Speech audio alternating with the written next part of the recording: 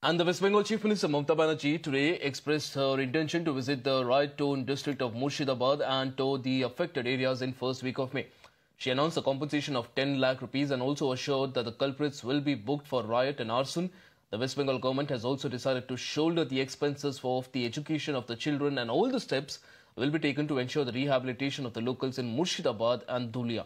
Now, this comes days after the West Bengal governor visited Murshidabad, just days after violent protests against the Waqf Act that resulted in fatalities and also displacement. Anand Bose, the governor, visited the district and met with the victims' families, assuring them that the justice will be delivered and sense of security will return soon. Meanwhile, the opposition, the BJP and the CPIM have also called out Mamata government for mishandling the tension in the state. National Commission for Women Chairperson Vijaya Rahatkar has also called on the West Bengal government to act urgently to address the plight of riot-hit women in Murshidabad. মনে রাখবেন একটা দাঙ্গা হয়েছে দুঃখজনক আমরা কেউ দাঙ্গা চাই না দুটো ওয়ার্ডে ধুলিয়ানে কিন্তু মারা গেছেন যারা তাদের পরিবারকে আমি কথা দিয়েছি 10 লাখ টাকা করে দেব